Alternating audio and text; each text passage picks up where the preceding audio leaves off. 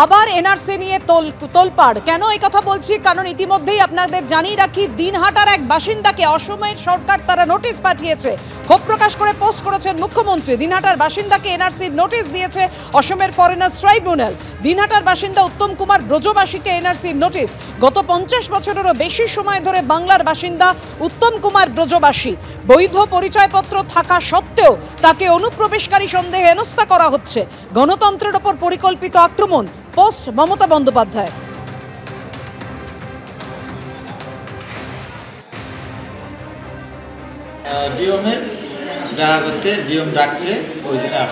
আচ্ছা, আপনার ST certificate সব আছে? এসটি সার্টিফিকেট করে দিচ্ছে। আজকে করে দিচ্ছে? আজকে কেন, এতদিন কেন দেয়নি? এতদিন ওনাকে বলছি, এখন হবে না, বাপ ঠাকুরদা 14 বছর কাগজ দেখাতে হবে। আজকে কোনো কাগজ লাগছে না? আজকে নিজের থেকে হয়ে যাচ্ছে। কে করতেছে? ভিডিও করতেছে? ভিডিও। আপনার বাবা ঠাকুরদা যারা রয়েছেন কোনোদিন আসামে যাননি? বাংলাদেশ থেকে তারা কি এসেছেন? না, এখানকার বাসিন্দা। আপনি কখনো কি কোনো আসামে গিয়েছেন? না দাদা, আমি কোনোদিন যাইনি। কোনোদিন আসামে যাননি? আমি আসাম দেখিই নেই এখন। আচ্ছা। শিডিউল কাস্ট রাজবংশী সম্প্রদায়ের মানুষ, তাকে অসমের ফরেনার্স ট্রাইব্যুনালের থেকে কামরূপ জেলার এসপি নোটিশ পাঠিয়েছেন যে তাকে অনুপ্রবেশকারী হিসেবে চিহ্নিত করা হয়েছে।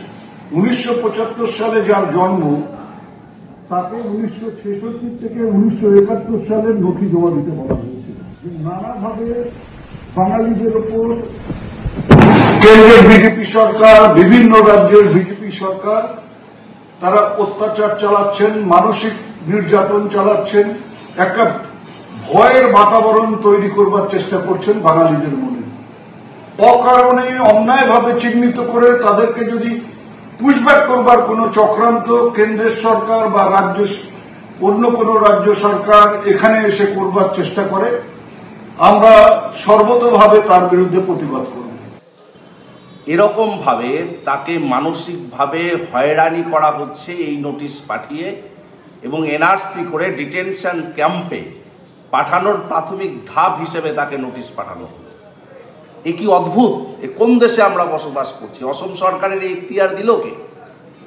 অসম সরকারের এই যে প্রবণতা, সেটা সাধারণ মানুষকে হয়রানি করবার প্রবণতা, মানসিক নির্যাতন করবার প্রবণতা। ভূমিপুত্র রাজবংশী সম্প্রদায়ের মানুষের উপর এই অমানবিক নির্যাতনকে আমরা কখনোই মানব না। এই নোটিশ অবৈধ, সম্পূর্ণ অবৈধ কাজ করছে অসম সরকার। এখন তো সিএএ হয়ে গেছে। এখানকার ভারতবর্ষের যতই হিন্দু আছে, ব্রজবাসী তো হিন্দু, সিএতে অ্যাপ্লিকেশন করলে ঝামেলা শেষ। এটা নিয়ে রাজনীতির কিছু নেই। ওদের মাটি হারিয়ে গেছে, রাজনীতি করতে হবে।